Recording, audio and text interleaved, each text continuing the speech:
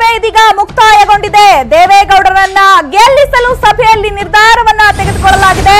ಸಭೆ ಬಳಿಕ ಸಚಿವ ಕೃಷ್ಣ ಬೈರೇಗೌಡ ಹೇಳಿಕೆಯನ್ನ ಕೊಟ್ಟಿದ್ದಾರೆ.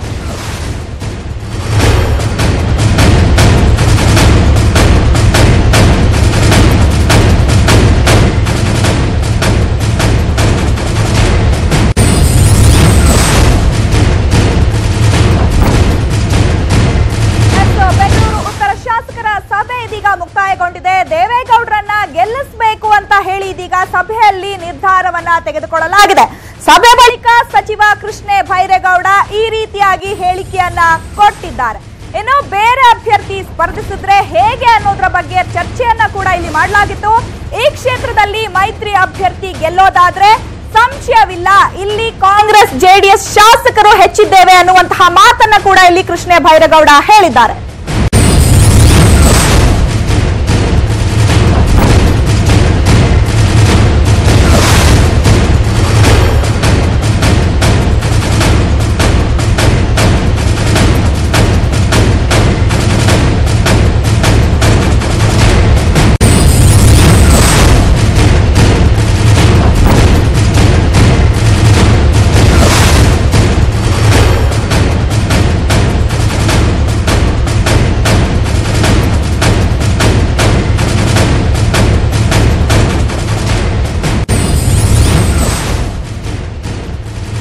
ಇದೀಗ ಬೆಂಗಳೂರು ಉತ್ತರ ಶಾಸಕರ ಸಭೆ ಮುಕ್ತಾಯಗೊಂಡಿದೆ. ಸಭೆಯಲ್ಲಿ ಸಾಕಷ್ಟು ಚರ್ಚೆಗಳ ನಡೆದ ನಂತರ ದೇವೇಗೌಡರನ್ನ ಗೆಲ್ಲಿಸಬೇಕು ಅನ್ನುವಂತಹ ನಿರ್ಧಾರವನ್ನ ಕೂಡ ಇಲ್ಲಿ ತೆಗೆದುಕೊಳ್ಳಲಾಗಿದೆ.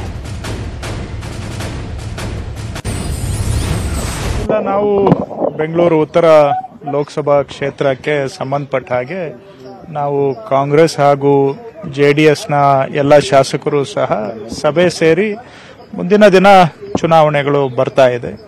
ಎಲ್ಲರೂ ನಾವು ಹೊಂದಾಣಿಕೆಯಿಂದ ನಮ್ಮ ಬೆಂಗಳೂರು ಉತ್ತರ ಭಾಗ ಅಭಿವೃದ್ಧಿ ವಿಚಾರಗಳನ್ನು ಸಹ ನಾವು ಚರ್ಚೆ ಮಾಡಿದ್ದೇವೆ.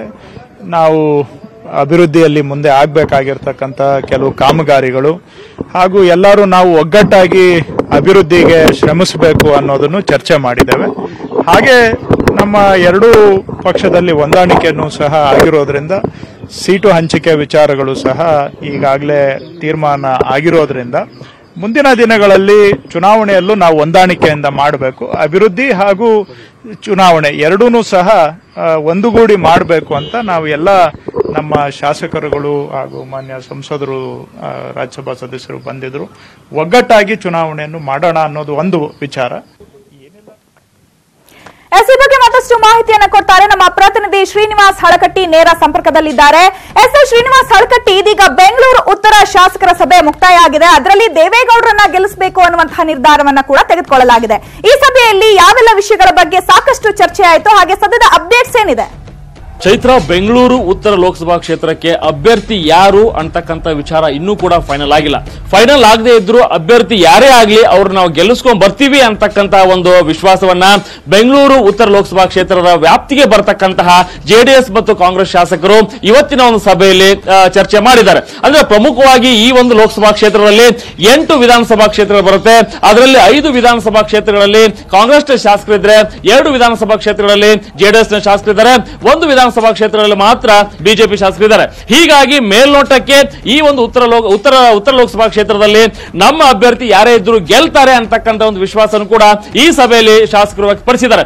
ಆದ್ರೆ ಪ್ರಮುಖವಾಗಿ ದೇವೇಗೌಡರು ಬಂದ್ರೆ, ಈ ಒಂದು ಲೋಕಸಭಾ ಕ್ಷೇತ್ರಕ್ಕೆ ದೇವೇಗೌಡರು ಏನಾದರೂ ಅಭ್ಯರ್ಥಿ ಆಗಿದ್ರೆ ಗೆಲುವು ಬಹಳ ಸುಲಭ ಅಂತಕ್ಕಂಥ ಒಂದು ಅಭಿಪ್ರಾಯ ಕೂಡ ಈ ಒಂದು ಶಾಸಕರು ಬಂದಿದ್ದಾರೆ. ದೇವೇಗೌಡರು ಏನಾದರೂ ಈ ಭಾಗದ ಒಂದು ಅಭ್ಯರ್ಥಿ ಆದ್ರೆ ನಾವು ಶಿರಸ ವಹಿಸಿ ಅವರನ್ನ ಗೆಲ್ಲಿಸಲಿಕ್ಕೆ ಪ್ರಾಮಾಣಿಕವಾಗಿರ್ತಕ್ಕಂಥ ಒಂದು ಪ್ರಯತ್ನವನ್ನು ಮಾಡೋಣ ಅಂತಕ್ಕಂಥ ಒಂದು ಪ್ರತಿಜ್ಞೆ ಕೂಡ ಈ ಒಂದು ಸಭೆಯಲ್ಲಿ ಶಾಸಕರು ಮಾಡಿದ್ರು ಅಂತ ಹೇಳ್ಬೋದು. ಅಂದ್ರೆ ಕೆಲವೊಂದಿಷ್ಟು ವಿಧಾನಸಭಾ ಕ್ಷೇತ್ರದಲ್ಲಿ ಬಿಜೆಪಿ ಪ್ರಾಬಲ್ಯ ಇದೆ. ಹೀಗಾಗಿ ಈ ಬಾರಿ ನಾವು ಯಾರೇ ಅಭ್ಯರ್ಥಿ ಆದ್ರೂ ಕೂಡ ಅವ್ರನ್ನ ಗೆಲ್ಲಿಸ್ಕೊಂಡ್ ಬರೋಣ ಅಂತಕ್ಕಂಥ ಒಂದು ಅಭಿಪ್ರಾಯವನ್ನು ಕೂಡ ಒಂದು ಚರ್ಚೆ ಕೂಡ ಈ ಒಂದು ಸಭೆಯಲ್ಲಿ ಆಗಿದೆ. ಚೈತ್ರ, ಓಕೆ, ಧನ್ಯವಾದಗಳು ಶ್ರೀನಿವಾಸ್ ಹಳಕಟ್ಟಿ ತಮ್ಮೆಲ್ಲ ಮಾಹಿತಿಗಾಗಿ. ಲೋಕಸಭಾ ಚುನಾವಣೆ ಹತ್ತಿರವಾಗ್ತಿದ್ರು ರಾಜ್ಯದಲ್ಲಿ ಇನ್ನು ಯಾವ ಪಕ್ಷವೂ ತನ್ನ ಅಭ್ಯರ್ಥಿಗಳ ಹೆಸರನ್ನ ಅಧಿಕೃತವಾಗಿ ಪ್ರಕಟಿಸಿಲ್ಲ. ಇದರಿಂದಾಗಿ ಆಕಾಂಕ್ಷಿಗಳ ಎದೆಬಡಿತ ಹೆಚ್ಚಾಗ್ತಾ ಇದ್ದು, ನಾಳೆ ಕಾಂಗ್ರೆಸ್ ಮತ್ತು ಬಿಜೆಪಿ ಪಕ್ಷಗಳು ಅಭ್ಯರ್ಥಿಗಳ ಮೊದಲ ಪಟ್ಟಿಯನ್ನ ಬಿಡುಗಡೆ ಮಾಡ್ತಿವೆ. 3 ಪಕ್ಷಗಳಲ್ಲಿ ಮುಗಿದಿಲ್ಲ ಗೊಂದಲ. ಇನ್ನು ಸಿಕ್ಕಿಲ್ಲ ಸಮರ್ಥ ಅಭ್ಯರ್ಥಿಗಳ. ರಾಜ್ಯದ 3 ಪಕ್ಷಗಳಾದ ಕಾಂಗ್ರೆಸ್, ಬಿಜೆಪಿ ಮತ್ತು ಜೆಡಿಎಸ್ನ ಹಣೆ ಬರಹ ಒಂದೇ ಆಗಿದೆ. ಒಂದ್ ಕಡೆ ಮುಗಿಯದ ಗೊಂದಲ, ಮತ್ತೊಂದೆಡೆ ಸಮರ್ಥ ಅಭ್ಯರ್ಥಿಗಳಿಲ್ಲದೆ ಪರದಾಟ. ಪಕ್ಷದ ಸಂಘಟನೆ ಉತ್ತಮವಾಗಿರೋ ಕ್ಷೇತ್ರಗಳಲ್ಲಿ ಆಕಾಂಕ್ಷಿಗಳ ಸಂಖ್ಯೆ ಹೆಚ್ಚಿದ್ದು ಪೈಪೋಟಿಯೂ ಹೆಚ್ಚಾಗಿದೆ. ಜಾತಿ ಸಮೀಕರಣದ ವಿಷಯದಲ್ಲೂ ಇದೇ ಕಥೆ. ಇದನ್ನು ಹೊರತುಪಡಿಸಿ ಸ್ವಸಾಮರ್ಥ್ಯದಿಂದ ಗೆದ್ದು ಬರುವ ಅಭ್ಯರ್ಥಿಗಳ ಕೊರತೆ 3 ಪಕ್ಷಗಳನ್ನ ಕಾಡ್ತಾ ಇದೆ. ದೋಸ್ತಿಯಲ್ಲಿ ಮುಗಿದಿಲ್ಲ ಸೀಟು ಹಂಚಿಕೆ ಜಂಜಾಟ. ಸಮರ್ಥ ಅಭ್ಯರ್ಥಿಗಳಿಗಾಗಿ ಮೈತ್ರಿ ನಾಯಕರ ಹುಡುಕಾಟ. ಇದುವರೆಗೂ ಕಾಂಗ್ರೆಸ್ ಮತ್ತು ಜೆಡಿಎಸ್ ನಾಯಕರು ಸೀಟು ಹಂಚಿಕೆ ಬಗೆಹರಿಸುವುದರಲ್ಲೇ ಹೈರಾಣಾಗಿದ್ರು. ಈಗ ಅಭ್ಯರ್ಥಿಗಳ ಆಯ್ಕೆ ತಲೆಬಿಸಿಯಾಗಿದೆ. ಅಭ್ಯರ್ಥಿಗಳ ಆಯ್ಕೆ ಬಳಿಕ ಕಾಂಗ್ರೆಸ್ ಮತ್ತು ಜೆಡಿಎಸ್ನಲ್ಲಿ ಆಗುವ ಬೆಳವಣಿಗೆಗಳನ್ನ ನೋಡಿಕೊಂಡು ತನ್ನ ಹುರಿಯಾಳುಗಳನ್ನ ಆಯ್ಕೆ ಮಾಡೋಣ ಅನ್ನುವಂತ ಲೆಕ್ಕಾಚಾರದಲ್ಲಿದೆ ಬಿಜೆಪಿ. ನಾಳೆ ಕಾಂಗ್ರೆಸ್ ಚುನಾವಣಾ ಸಮಿತಿ ಸಭೆ. ಕಾಂಗ್ರೆಸ್ ಮೊದಲ ಪಟ್ಟಿ ಬಿಡುಗಡೆ ಸಾಧ್ಯತೆ. ದೆಹಲಿಯಲ್ಲಿ ನಾಳೆ ಕಾಂಗ್ರೆಸ್ ಚುನಾವಣಾ ಸಮಿತಿ ಸಭೆ ಇದ್ದು ಮೊದಲ ಪಟ್ಟಿ ಬಿಡುಗಡೆ ಮಾಡುವ ಸಾಧ್ಯತೆ ಇದೆ. ಏಪ್ರಿಲ್ 18ರಂದು ನಡೆಯುವ ರಾಜ್ಯದ ಮೊದಲ ಹಂತದ ಚುನಾವಣೆ ವ್ಯಾಪ್ತಿಗೆ ಬರುವ 14 ಕ್ಷೇತ್ರಗಳಿಗೆ ಅಭ್ಯರ್ಥಿಗಳನ್ನ ಘೋಷಿಸುವ ಸಾಧ್ಯತೆ ಇದೆ. 1-2 ಕ್ಷೇತ್ರದ ಗೊಂದಲ ಬಗೆಹರಿಯದಿದ್ರೆ ಮಾತ್ರ ಅಂತ ಕ್ಷೇತ್ರವನ್ನ 1-2 ದಿನಗಳ ಬಳಿಕ ಘೋಷಣೆ ಮಾಡಲಾಗುತ್ತೆ. ಅಭ್ಯರ್ಥಿಗಳ ಘೋಷಣೆಯಲ್ಲಿ ಮುಂದಿದೆ ಜೆಡಿಎಸ್. ಕೇವಲ 8 ಕ್ಷೇತ್ರಗಳಿರುವ ಕಾರಣಕ್ಕೋ ಏನೋ ಜೆಡಿಎಸ್ ಅಭ್ಯರ್ಥಿಗಳ ಆಯ್ಕೆಯಲ್ಲಿ ಮುಂದಿದೆ. ಅಧಿಕೃತವಾಗಿ ಪ್ರಕಟಿಸಿಲ್ಲದಿದ್ರೂ ಕೆಲವೊಂದು ಅಭ್ಯರ್ಥಿಗಳ ಬಗ್ಗೆ ಖಚಿತತೆ ಇದೆ. ಒಟ್ಟಾರೆಯಾಗಿ ಕಾಂಗ್ರೆಸ್, ಬಿಜೆಪಿ ಮತ್ತು ಜೆಡಿಎಸ್ ಗೊಂದಲ ಮತ್ತು ಅಭ್ಯರ್ಥಿಗಳ ಹುಡುಕಾಟ ಸುಲಭಕ್ಕೆ ಮುಗಿಯುವಂತದ್ದಲ್ಲ. ಕಡೇ ದಿನದವರೆಗೂ ಕುತೂಹಲ ಇದ್ದೇ ಇರುತ್ತೆ. ಕಾಂಗ್ರೆಸ್ ಜೆಡಿಎಸ್ ಸೀಟು ಹಂಚಿಕೆ ವಿಚಾರದಲ್ಲಿ ಮಂಡ್ಯ, ಮೈಸೂರು, ತುಮಕೂರು ಹೇಗೆ ಟೆನ್ಷನ್ ಕ್ರಿಯೇಟ್ ಮಾಡಿದೆಯೋ ಅದೇ ರೀತಿ ಸುದ್ದಿಯಲ್ಲಿರೋ ಮತ್ತೊಂದು ಕ್ಷೇತ್ರ ಉಡುಪಿ, ಚಿಕ್ಕಮಗಳೂರು. ಕಾಂಗ್ರೆಸ್ ರಾಜಕೀಯ ಇತಿಹಾಸದಲ್ಲಿ ತನ್ನದೇ ಆದ ಮೈಲಿಗಲ್ಲು ಹೊಂದಿರುವ ಚಿಕ್ಕಮಗಳೂರನ್ನ ಜೆಡಿಎಸ್ಗೆ ಧಾರೆ ಎರೆದಿರೋದು ಎಲ್ಲರ ಹುಬ್ಬೇರುವಂತೆ ಮಾಡಿದೆ. ಅಂದು ಸಿಕ್ಕಿತ್ತು ರಾಜಕೀಯ ಪುನರ್ಜನ್ಮ ಇಂದಿರಾಗೆ. ಇಂದು ಆ ಕ್ಷೇತ್ರವನ್ನೇ ಧಾರೆ ಎರೆದರು ದಳಪತಿಗಳಿಗೆ. ಎಸ್, ಉಡುಪಿ ಚಿಕ್ಕಮಗಳೂರು ಕ್ಷೇತ್ರ ಸದ್ಯ ಪೊಲಿಟಿಕಲ್ ಚಾವಡಿಯ ಹಾಟ್ ಸೆಂಟರ್. ಅದಕ್ಕೆ ಕಾರಣವಾಗಿರೋದು ಕೈ ಜೆಡಿಎಸ್ ನಡುವಿನ ಸೀಟು ಹಂಚಿಕೆ ಡೀಲ್. ಉಡುಪಿ ಚಿಕ್ಕಮಗಳೂರು ಮರು ವಿಂಗಡಣೆಗೂ ಮುನ್ನ ಚಿಕ್ಕಮಗಳೂರು ಸ್ವತಂತ್ರ ಕ್ಷೇತ್ರವಾಗಿದ್ದು ನಿಮಗೆ ಗೊತ್ತೇ ಇದೆ. ಜೊತೆಗೆ ಈ ಕ್ಷೇತ್ರ ಕಾಂಗ್ರೆಸ್ ಪಾಲಿಗಂತೂ ಇತಿಹಾಸದಲ್ಲಿ ಸುವರ್ಣಾಕ್ಷರದಲ್ಲಿ ಬರೆಯಬೇಕಾದ ನೆನಪನ್ನು ಕೊಟ್ಟ ಕ್ಷೇತ್ರ. ತುರ್ತು ಪರಿಸ್ಥಿತಿ ಬೇಗೆಯಲ್ಲಿ ಬೆಂದು ಹೋಗಿದ್ದ ಮಾಜಿ ಪ್ರಧಾನಿ ಇಂದಿರಾ ಗಾಂಧಿಗೆ 1978ರಲ್ಲಿ ರಾಜಕೀಯವಾಗಿ ಮರುಜನ್ಮ ನೀಡಿದ್ದು ಇದೇ ಚಿಕ್ಕಮಗಳೂರು. ಅಲ್ಲಿಂದ ಕೇಂದ್ರದಲ್ಲಿ ಕಾಂಗ್ರೆಸ್ ಪಕ್ಷದ ದಿಕ್ಕೇ ಬದಲಾಗಿತ್ತು. ಆದರೆ ಅದೇ ಕ್ಷೇತ್ರವನ್ನ ಇಂದು ಇಲ್ಲಿ ನೆಲೆಯೇ ಇಲ್ಲದ ಜೆಡಿಎಸ್ ಪಕ್ಷಕ್ಕೆ ಬಿಟ್ಟುಕೊಟ್ಟಿರುವುದು ವಿಪರ್ಯಾಸವೇ ಸರಿ ಎನ್ನುತ್ತಿದ್ದಾರೆ ರಾಜತಂತ್ರ ಪಂಡಿತರು. ತೆನೆ ಹೊತ್ತ ಮಹಿಳೆಗೆ ಇಲ್ಲಿ ಅಡ್ರೆಸ್ಸೇ ಇಲ್ಲ. ಕಾಂಗ್ರೆಸ್ ಬಿಟ್ಟುಕೊಟ್ಟದ್ದು ಬಿಜೆಪಿಗೆ, ಜೆಡಿಎಸ್ಗಲ್ಲ.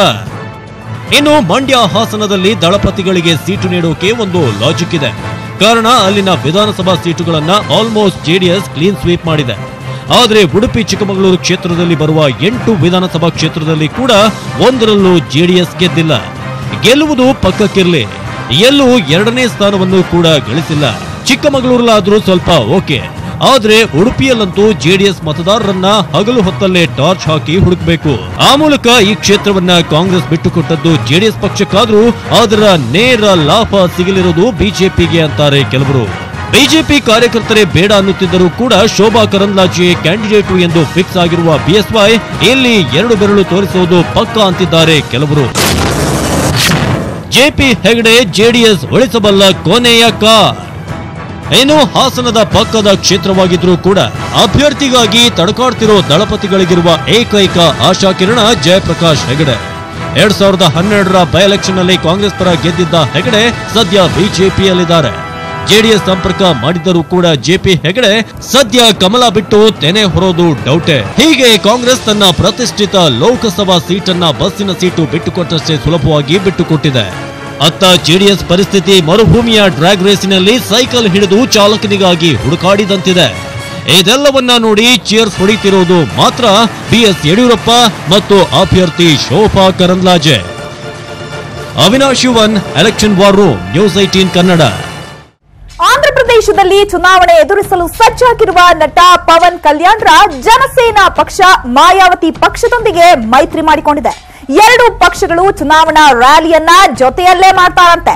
ಚುನಾವಣಾ ಪೂರ್ವ ಮೈತ್ರಿಯಿಂದಾಗಿ ಹಲವು ಪಾರ್ಟಿಗಳಲ್ಲಿ ಭಯ ಶುರುವಾಗಿದೆ. ಆಂಧ್ರ ತೆಲಂಗಾಣದಲ್ಲಿ ಜನಸೇನಾ ಬಿಎಸ್ಪಿ ಮೈತ್ರಿ. ಮಾಯಾವತಿ ಜೊತೆ ಕೈ ಜೋಡಿಸಿದ ಗಬ್ಬರ್ ಸಿಂಗ್. ಲೋಕಸಭೆ ಚುನಾವಣೆ ಘೋಷಣೆಯಾದ ಬೆನ್ನಲ್ಲೇ ಗೆಲುವಿನ ಲೆಕ್ಕಾಚಾರಗಳು ಜೋರಾಗಿವೆ. ಈ ಮಧ್ಯೆ ಜನಸೇನಾ ಪಕ್ಷದ ಸಂಸ್ಥಾಪಕ power star Pawan Kalyan BSP ನಾಯಕಿ ಮಾಯಾವತಿ ಜೊತೆ ಕೈ ಜೋಡಿಸಿದ್ದಾರೆ. ಆಂಧ್ರ ಮತ್ತು ತೆಲಂಗಾಣದಲ್ಲಿ ಪವನ್ ಕಲ್ಯಾಣ್ ಮಾಯಾವತಿ ಜೊತೆ ಮೈತ್ರಿ ಮಾಡಿಕೊಂಡಿದ್ದಾರೆ. और मैं 3 अप्रैल को और 4 अप्रैल को तो मैं ये आंध्र प्रदेश और तेलंगाना के दौरे पर ये जो अलायंस हो गया फाइनल हो गया है, तो वहाँ मैं रैली भी संबोधित करने के लिए जा रही हूँ.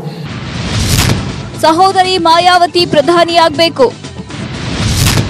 ಮಾಯಾವತಿ ಪರ ಪವನ್ ಕಲ್ಯಾಣ್ ಬ್ಯಾಟಿಂಗ್.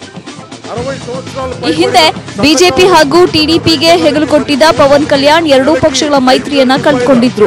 ನಿನ್ನೆಯಷ್ಟೇ ರಾಜಮಂಡ್ರಿಯಲ್ಲಿ ಮೆಗಾ ಕ್ಯಾಂಪೇನ್ ಮಾಡಿ ಹಲವು ಘೋಷಣೆ ಮಾಡಿದ್ರು.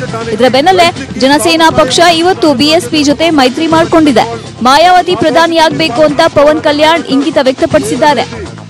Behenji Mayawati ji and us together, and we are truly grateful for giving this opportunity to work with Behenji Mayawati ji, sir. And we will make sure everyone's vision in the country is to see Behenji Mayawati ji in the most highest position, the Prime Minister of India. We would like to see Behenji Mayawati as the Prime Minister of our country, and this is all our wish and our ardent desire. Pavan Kalyan ಬಯಕೆ ಕೇಳಿ ಸಂತಸಗೊಂಡ BSP ನಾಯಕಿ Mayawati Pavan run CM ಆಗಿ ನೋಡುವ ಬಯಕೆ ಇದೆ. Pavan Kalyan Andhra Pradesh CM ಆಗಬೇಕು ಅಂತ ಹೇಳಿದ್ರು. ಒಟ್ನಲ್ಲಿ ಆಂಧ್ರಪ್ರದೇಶದಲ್ಲಿ ಜನಸೇನಾ ಹಾಗೂ ಬಿಎಸ್ಪಿ ಮೈತ್ರಿಯಿಂದಾಗಿ ಹಲವು ಪಕ್ಷಗಳಿಗೆ ಸ್ವಲ್ಪ ನಡುಕ ಉಂಟಾಗಿರುವುದಂತೂ guarantee. Guruprasad MJ, election war room, news 18 Kannada. Dharwad Lok Sabha ಕ್ಷೇತ್ರವನ್ನ ಕೈವಶಪಡಿಸಿಕೊಳ್ಳಲು ಕಾಂಗ್ರೆಸ್ ರಣತಂತ್ರ ರೂಪಿಸ್ತಾ ಇದೆ. ಲಿಂಗಾಯತ ಅಥವಾ ಅಲ್ಪಸಂಖ್ಯಾತ ಟ್ರಂಪ್ ಕಾರ್ಡ್ ಪ್ರಯೋಗಕ್ಕೆ ಹೈಕಮಾಂಡ್ ಮುಂದಾಗಿದೆ. ಬಿಜೆಪಿ ಪಾರುಪತ್ಯ ಅಳಿಸಿ ಹಾಕಲು ಅಖಾಡ ಸಿದ್ಧಪಡಿಸಲಾಗ್ತಾ ಇದೆ. ಧಾರವಾಡ ಕ್ಷೇತ್ರದಲ್ಲಿ ಕಾಂಗ್ರೆಸ್ ಪಕ್ಷ ನಡೆಸುತ್ತಿರುವ ಗೆಲುವಿನ ಲೆಕ್ಕಾಚಾರದ ಕುರಿತು ರಿಪೋರ್ಟ್ ಇಲ್ಲಿದೆ. ಧಾರವಾಡ ಲೋಕಸಭಾ ಕ್ಷೇತ್ರದಲ್ಲಿ ಇದುವರೆಗೆ ನಡೆದಿರುವ 16 ಚುನಾವಣೆಗಳಲ್ಲಿ ಆರಂಭಿಕವಾಗಿ ಸತತ 10 ಬಾರಿ ಕಾಂಗ್ರೆಸ್ ವಿಜಯ ಪತಾಕೆ ಹಾರಿಸಿತ್ತು. ಆದರೆ ಹುಬ್ಬಳ್ಳಿಯ ಈದ್ಗಾ ಮೈದಾನದ ಧ್ವಜಾರೋಹಣ ಗಲಾಟೆ ನಂತರ ಕಳೆದ 6 ಚುನಾವಣೆಗಳಲ್ಲಿ ನಿರಂತರವಾಗಿ ಬಿಜೆಪಿ ಗೆಲುವು ಸಾಧಿಸುತ್ತಿದೆ. ಕ್ಷೇತ್ರದಲ್ಲಿ 16,18,000 ಮತದಾರರಿದ್ದಾರೆ. ಅದರಲ್ಲಿ 35% ಲಿಂಗಾಯತರು ಮತ್ತು 23% ಅಲ್ಪಸಂಖ್ಯಾತ ಮತದಾರರಿದ್ದಾರೆ. ಕ್ಷೇತ್ರವನ್ನ ಕೈವಶ ಮಾಡಿಕೊಳ್ಳಬೇಕು ಅನ್ನೋ ಉಮೇದಿಯಲ್ಲಿರುವ ಕಾಂಗ್ರೆಸ್ ಲಿಂಗಾಯತ ಅಥವಾ ಅಲ್ಪಸಂಖ್ಯಾತ ಸಮುದಾಯಕ್ಕೆ ಸೇರಿದ ಅಭ್ಯರ್ಥಿಯನ್ನು ಕಣಕ್ಕಿಳಿಸಲು ಮುಂದಾಗಿದೆ. ಹೀಗಾಗಿ ಲಿಂಗಾಯತ ಸಮಾಜದ ವಿನಯ್ ಕುಲಕರ್ಣಿ ಮತ್ತು ಮುಸ್ಲಿಂ ಸಮಾಜದ ಶಾಕಿರ್ ಸನದಿ ಹೆಸರು ಮುನ್ನೆಲೆಗೆ ಬಂದಿವೆ. ಎನಿ ಮೂಮೆಂಟ್ ಈಗ ಲಿಂಗಾಯತ ಅಭ್ಯರ್ಥಿಗಳು ಆಕಾಂಕ್ಷಿಗಳಿದ್ದಾರೆ, ಹಿಂದುಳಿದ ವರ್ಗದವರಿದ್ದಾರೆ, ಮುಸ್ಲಿಮ್ಸ್ ಮೈನಾರಿಟಿ ಅಭ್ಯರ್ಥಿಗಳು ಆಕಾಂಕ್ಷಿಗಳಿದ್ದಾರೆ. ಹೈಕಮಾಂಡು ಅದನ್ನು ಎಲ್ಲವನ್ನ ತೂಕ ಮಾಡಿ ಒಂದು ಅಭ್ಯರ್ಥಿಯನ್ನು ಘೋಷಣೆ ಮಾಡುತ್ತದೆ. ಹಿನ್ನಡೆ ಏನಾಗಲ್ಲ, ಅಭ್ಯರ್ಥಿ ಆಯ್ಕೆ ಸ್ವಲ್ಪ ವಿಳಂಬ ಆಗಿದೆ ಅಷ್ಟೇ, ಹಿನ್ನಡೆ ಏನಿಲ್ಲ. ಕಳೆದ ಬಾರಿ ಲೋಕಸಭಾ ಚುನಾವಣೆಗೆ ಸ್ಪರ್ಧಿಸಿ ಸೋತಿರುವ ವಿನಯ್ ಕುಲಕರ್ಣಿ ವಿಧಾನಸಭೆ ಚುನಾವಣೆಯಲ್ಲಿಯೂ ನೆಲಕಚ್ಚಿದ್ರು. ಲಿಂಗಾಯತ ಪ್ರತ್ಯೇಕ ಧರ್ಮ ಹೋರಾಟದ ಮುಂಚೂಣಿಯಲ್ಲಿದ್ದ ವಿನಯ್ ಕುಲಕರ್ಣಿಯವರ ಸತತ ಸೋಲಿನ ಬಗ್ಗೆ ಕ್ಷೇತ್ರದಲ್ಲಿ ಅನುಕಂಪವಿದೆ. ಹೀಗಾಗಿ ಟಿಕೆಟ್ ಸಿಕ್ಕರೆ ಗೆಲ್ಲಲು ಬೇಕಾದ ಸ್ಟ್ರಾಟಜಿಯನ್ನು ಸಿದ್ಧಪಡಿಸಿಕೊಳ್ತಿದ್ದಾರೆ. ಇನ್ನೊಂದೆಡೆ ಮಾಜಿ ಸಂಸದ ಐಜಿ ಸನದಿಯವರ ಪುತ್ರ ಶಾಕಿರ್ ಸನದಿ ಹೆಸರು ಅಲ್ಪಸಂಖ್ಯಾತ ಕೋಟಾದಲ್ಲಿ ಮುನ್ನೆಲೆಯಲ್ಲಿದೆ. ಇದ್ಯಾವುದಕ್ಕೂ ತಲೆಕೆಡಿಸಿಕೊಳ್ಳದ ಹಾಲಿ ಸಂಸದ ಪ್ರಹ್ಲಾದ್ ಜೋಶಿ 4ನೇ ಬಾರಿ ಗೆದ್ದು ಬೌಂಡರಿ ಬಾರಿಸುವ ನಿರೀಕ್ಷೆಯಲ್ಲಿದ್ದಾರೆ. ನಮ್ಮ ಸಂಘಟನಾ ವ್ಯವಸ್ಥೆ ಏನಿದೆ ಅದು ರಾಜ್ಯ ಘಟಕದಿಂದ ಹಿಡ್ಕೊಂಡು ವಿಭಾಗದಿಂದ ಹಿಡ್ಕೊಂಡು ನಮ್ಮ ಜಿಲ್ಲಾ ಮಟ್ಟದ ಮಂಡಲ ಮಟ್ಟದವರೆಗೆ ದೇ ಆರ್ ವರ್ಕಿಂಗ್ ಎಕ್ಸಲೆಂಟ್. ಹೀಗಾಗಿ ನನ್ನ ಕೆಲಸ ಭಾಳ ಹಗರನ ಇದೆ. ನಾನು ಓಡಾಡಿಕೊಂಡು ಬಂದರೆ ಆಯಿತು, ಉಳಿದಿದ್ದೆಲ್ಲ ಕೆಲಸವನ್ನು ಪಾರ್ಟಿ ಮಾಡ್ತಾ ಇದೆ. ಇದು ಆ ದೃಷ್ಟಿಯಿಂದ ನಮ್ಮ ಪಾರ್ಟಿಯಲ್ಲೇ, ಅದರಲ್ಲೂ ನಮ್ಮ ಲೋಕಸಭಾ ಕ್ಷೇತ್ರದಲ್ಲಿ ಸಂಘಟನೆ ವ್ಯವಸ್ಥೆ ಭಾಳ ಮಜಬೂತಾಗಿರೋದ್ರಿಂದ ನನಗೆ ಯಾವುದೇ ರೀತಿಯಾದಂಥ ಒತ್ತಡಗಳು ಇರಲಾರದಂತೆ ಚುನಾವಣೆ ನಡೀತಾ ಇದೆ. ಧಾರವಾಡ ಲೋಕಸಭಾ ಕ್ಷೇತ್ರ ಸದ್ಯಕ್ಕೆ ಬಿಜೆಪಿಯ ಭದ್ರಕೋಟೆಯಾಗಿದ್ದು, ಪಾರಮ್ಯ ಮೆರೆಯಲು ಕಾಂಗ್ರೆಸ್ ಎಲ್ಲಾ ರೀತಿಯ ಕಾರ್ಯತಂತ್ರಗಳನ್ನು ಹೆಣೆಯುತ್ತದೆ. ಜೆಡಿಎಸ್ನಿಂದ ಮಾಜಿ ಶಾಸಕ ಎನ್ಎಚ್ ಕೋನರೆಡ್ಡಿ ಟಿಕೆಟ್ ಬಯಸಿದ್ರೂ ಸಿಗೋದು ಡೌಟು. ಕ್ಷೇತ್ರದಲ್ಲಿ ಲಿಂಗಾಯತ ಅಥವಾ ಅಲ್ಪಸಂಖ್ಯಾತ ಎನ್ನುವ ಲೆಕ್ಕಾಚಾರ ವರ್ಕೌಟ್ ಆಗುತ್ತಾ ಅನ್ನೋದೇ ಯಕ್ಷ ಪ್ರಶ್ನೆ. ಕ್ಯಾಮರಾಮ್ಯಾನ್ ರಾಕೇಶ್ ಜೊತೆ ಪರಶುರಾಮ್ ತಹಶೀಲ್ದಾರ್, ನ್ಯೂಸ್ 18 ಕನ್ನಡ, ಹುಬ್ಬಳ್ಳಿ. ಎಲೆಕ್ಷನ್ ಆದ ಮೇಲೆ ದೇಶಾದ್ಯಂತ ಕೂಡ ಸಾಕಷ್ಟು ಸುದ್ದಿಗಳು ಇರ್ತವೆ. ಅವನ್ನೆಲ್ಲ ನೋಡೋಣ ಎಲೆಕ್ಷನ್ ಎಕ್ಸ್‌ಪ್ರೆಸ್ ನಲ್ಲಿ. ಕೇಂದ್ರ ಸರ್ಕಾರ ಜಾರಿಗೆ ತಂದಿರುವ ಆಯುಷ್ಮಾನ್ ಭಾರತ ಸೀಮಿತ ನೆಲೆಗಟ್ಟಿನಲ್ಲಿ ಇಂತಿಷ್ಟು ಜನರನ್ನ ಮಾತ್ರ ಒಳಗೊಳ್ಳುವ ವಿಮೆ ಯೋಜನೆ ಎಂದು ಕಾಂಗ್ರೆಸ್ ಅಧ್ಯಕ್ಷ ರಾಹುಲ್ ಗಾಂಧಿ ಟೀಕಿಸಿದ್ದಾರೆ. ಆಯುಷ್ಮಾನ್ ಭಾರತ 15 ರಿಂದ 20 ಸಿರಿವಂತ ಉದ್ಯಮಿಗಳ ಕರಪತ್ರದಂತಿದೆ. ಈ ತರಹದ ಯೋಜನೆಗಳನ್ನ ನಾವು ಮುನ್ನಡೆಸುವುದಿಲ್ಲ ಎಂದು ಕುಟುಕಿದ್ರು. ಉತ್ತರ ಪ್ರದೇಶದಲ್ಲಿ ಮತದಾರರನ್ನ ತನ್ನತ್ತ ಸೆಳೆಯಲು ಕಾಂಗ್ರೆಸ್ ಹೊಸ ಪ್ಲಾನ್ ಮಾಡಿದೆ. ಪ್ರಧಾನಿ ಮೋದಿಯ ಲೋಕಸಭೆ ಕ್ಷೇತ್ರ ವಾರಣಾಸಿಯಲ್ಲಿ ಮಾರ್ಚ್ 18 ರಿಂದ 20ರವರೆಗೆ ಪ್ರಿಯಾಂಕಾ ಗಾಂಧಿ ಮೊಕ್ಕಾಂ ಹೂಡಲಿದ್ದಾರೆ. ಈ ವೇಳೆ ಅವರು ಬೋಟ್ ರೈಡಿಂಗ್ ಕೈಗೊಂಡು ಮತದಾರರಿಗೆ ಹತ್ತಿರವಾಗುವ ಯೋಜನೆ ರೂಪಿಸಿದ್ದಾರೆ.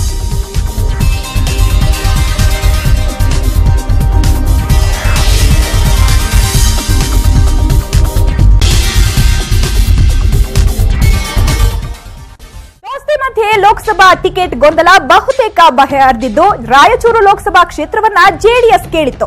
ಆದರೆ ಅಂತಿಮವಾಗಿ ರಾಯಚೂರು ಕ್ಷೇತ್ರವನ್ನ ಹಾಲಿ ಸಂಸದರಿಗೆ ನೀಡಿದ್ದರಿಂದ ರಾಯಚೂರು ಸಂಸದ ಬಿವಿ ನಾಯಕ ಈಗ ಕಾಂಗ್ರೆಸ್ ಅಭ್ಯರ್ಥಿಯಾಗಲಿದ್ದು ಈಗ ಅಧಿಕೃತ ಘೋಷಣೆಯಾಗಬೇಕಾಗಿದೆ ಅಷ್ಟೇ.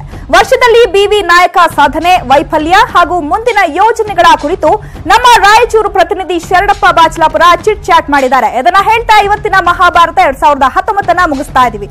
ನೋಡ್ತಾ ಇರಿ ನ್ಯೂಸ್ 18 ಕನ್ನಡ, ಜಾಲ ನಮ್ಮದು, ಬಲ ನಿಮ್ಮದು.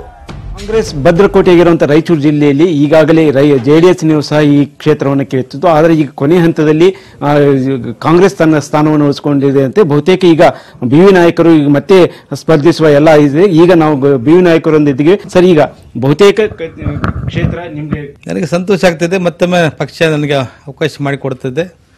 ಬಹಳಷ್ಟು ಜೆಡಿಎಸ್ನ ನಾಯಕರು ಈ ಕ್ಷೇತ್ರದ ಮೇಲೆ ಕಣ್ಣಿಟ್ಟಿದ್ರು. ವಿಶೇಷವಾಗಿ ಯಾವ ಕ್ಷೇತ್ರದಲ್ಲಿ ಗೆಲ್ಲುವಂಥ ಅವಕಾಶ ಇದೆ ಆ ಕ್ಷೇತ್ರಗಳನ್ನು ಪಡೆಯಲೇಬೇಕೆಂಬ ವಿಚಾರದಲ್ಲಿ ಜೆಡಿಎಸ್ನವರು ಈಗ ಕೇಳಿರುವಂಥ ಕ್ಷೇತ್ರದಲ್ಲಿ ರಾಯಚೂರು ಸಹ ಒಂದಾಗಿತ್ತು. ಇವತ್ತು ಬಹುತೇಕ ಉಭಯ ಪಕ್ಷಗಳ ನಾಯಕರು ಸಹಮತ ವ್ಯಕ್ತಪಡಿಸಿ ಮತ್ತು ಕಾಂಗ್ರೆಸ್ ಈ ಕ್ಷೇತ್ರವನ್ನು ಬಿಟ್ಟುಕೊಡುವಂಥ ಒಂದು ವಿಚಾರ ಮೊನ್ನೆ ತನ್ನ ತೀರ್ಮಾನ ಆಗಿದೆ. ಅದು ಸಂತೋಷ ಆಗ್ತಿದೆ. ಈಗ ಒಂದ್ ವೇಳೆ ಅಪ್ಪಿತಪ್ಪಿ ಇದು ಜೆಡಿಎಸ್ಗೆ ಹೋಗಿದ್ರೆ ಬಿವಿ ನಾಯಕರು ಬಿಜೆಪಿ ಹೋಗ್ತಾರ ಅಂತ ಒಂದು ಇದಿತ್ತು. ಇದು ಮಾನಸಿಕವಾಗಿ ನಾವು ಕಾಂಗ್ರೆಸ್ನಲ್ಲಿ ಅಲ್ಲಿ ಹೊಂದಾಣಿಕೆ ಆಗಿರುವಂಥದ್ದು. ನಾನು ಬೇರೆ ವಿಚಾರ ಮಾಡಿಲ್ಲ. ಕೆಲವು ಒತ್ತಡಗಳು ಬಂದಿದ್ದು ನಿಜ, ಅದರಲ್ಲಿ ಎರಡು ಮಾತಿಲ್ಲ. ಅದು ಕೆಲವು ಬೇರೆ ಬೇರೆ ವಿಚಾರದಲ್ಲಿ ಒತ್ತಡ ಬರುವಂಥ ವಿಚಾರ ಮಾಡಿದರು. ಆದರೆ ನಾವು ಅಂತಿಮವಾಗಿ ನಮ್ಮ ತಂದೆಯವರ ಕಾಲದಿಂದ ಈ ಪಕ್ಷದಲ್ಲಿ ಬಂದಿವಿ. ನಮಗೆ ಗೌರವ ಮುಖ್ಯ. ಅದ್ರ ಜೊತೆಗೆ ನಾವು ರಾಜಕಾರಣ ಮಾಡಲೇಬೇಕೆಂಬ 24 ರಾಜಕಾರಣ ಮಾಡುವಂಥ ಅನಿವಾರ್ಯತೆ ನನಗಿಲ್ಲ. ಪಕ್ಷದ ಒಂದ್ ಮೇಲೆ ವಿಶ್ವಾಸ ಇಟ್ಟಿದ್ರೆ ನಾವು ಆ ವಿಶ್ವಾಸನ ಉಳಿಸ್ಕೊಂಡು ಹೋಗ್ಕೊಂಡು ನನಗೆ ಬಯಸಿದೆ. ಈಗ ಮೈತ್ರಿ ಇದರಲ್ಲಿ ಜೆಡಿಎಸ್ ಈಗ ನಿಮ್ಮೊಂದಿಗೆ ಮುಂದೆ ಕೆಲಸ ಮಾಡಬಹುದು ಅನ್ಸುತ್ತೆ. ಮಾಡಲೇಬೇಕಾಗ್ತದೆ. ನಾವು ಅವರಿಗೆ ಸ್ಥಾನ ಸಿಕ್ಕರೂ ಕಾಂಗ್ರೆಸ್ ಮಾಡಲೇಬೇಕಾಗ್ತದೆ. ಇಲ್ಲಿ ಎರಡೂ ಪಕ್ಷಗಳ ಒಂದು ಅಸ್ತಿತ್ವ ಪ್ರಶ್ನೆ ಬರ್ತದೆ. ಇಲ್ಲಿ ಈ ರಾಜ್ಯ ಸರ್ಕಾರದ ಚುಕ್ಕಾಣಿ ಹಿಡಿದಂಥವ್ರು ಜೆಡಿಎಸ್ನವರು. ಆ ಪಕ್ಷದ ಸಾಧನೆ ಈ ಒಂದು ಚುನಾವಣೆಯಲ್ಲಿ ಇದಾಗ್ತದೆ. ಖಂಡಿತವಾಗಿ ಅದೆಲ್ಲ ಕಾರ್ಯಕರ್ತರಲ್ಲಿ ಎಲ್ಲರೆಲ್ಲ ಆ ಪ್ರಜ್ಞೆ ಬಂದೇ ಬರ್ತದೆ. ಸಹಜವಾಗಿ ನಮ್ಮ ಅಸ್ತಿತ್ವ ಉಳಿಸ್ಕೊಳ್ಳಿಕ್ಕೆ ಎರಡು ಪಕ್ಷಗಳು ಒಟ್ಟಾರೆ ಈ ಚುನಾವಣೆ ಕೆಲಸ ಮಾಡ್ತಾರೆ. ಕಳೆದ ಬಾರಿ ನೀವು ಮೋದಿಯಲ್ಲಿ ಗೆದ್ರಿ, ಈ ಬಾರಿ ನೀವು ಗೆಲ್ಲುವಂತ ವಿಶ್ವಾಸ ಇದೆಯಾ? ಖಂಡಿತವಾಗಿ ಕಳೆದ ಮೋದಿಯ ಒಂದು ಕೃತಕ ಭ್ರಮೆ ಅಲೆ ನನಗನಿಸಿದ ಮಟ್ಟಿಗೆ ಸುನಾಮಿ ರೀತಿಯಲ್ಲಿತ್ತು. ಪ್ರತಿಯೊಬ್ಬ ನಾನು ನೋಡಿದರೆ ಯುವಕರು ಇರ್ಬೋದು ಮತ್ತು ಬೇರೆ ಬೇರೆ ಜಾಸ್ತಿ ಮಾಧ್ಯಮಗಳನ್ನ ಟಿವಿಗಳನ್ನು ನೋಡುವಂಥ ಜನರು ಒಂದು ಇದು ಭಾವನೆ ಬಂದಿತ್ತು. ಎಲ್ಲೋ ಒಂದು ಕಡೆ ಒಂದು ಮೋದಿಗೆ ಔಟ್ ಹಾಕೋಣ ಏನೇ ಇರಲ್ಲ ಅಂತೇಳಿ ಬ್ಲೈಂಡ್ ಆಗಿ ಓಟ್ ಹಾಕಿದ್ರು ಕಳೆದ ಲೋಕಸಭಾ ಚುನಾವಣೆಯಲ್ಲಿ. ನಾವು ತಿಳಿದಂಗೆ ಮಟ್ಟ ನಮ್ಮ ಎಕ್ಸ್ಪೆಕ್ಟೇಷನ್ ಒಂದು 50,000 25 ರಿಂದ 50,000 ಮಿನಿಮಮ್ ನಾವು ಲೀಡ್ ಪಡಿತೀವಿ ಅಂತ ನಮಗೆ ಬಹಳಷ್ಟು ವಿಶ್ವಾಸ ಇತ್ತು ಕಳೆದ ಲೋಕಸಭಾ ಚುನಾವಣೆಯಲ್ಲಿ.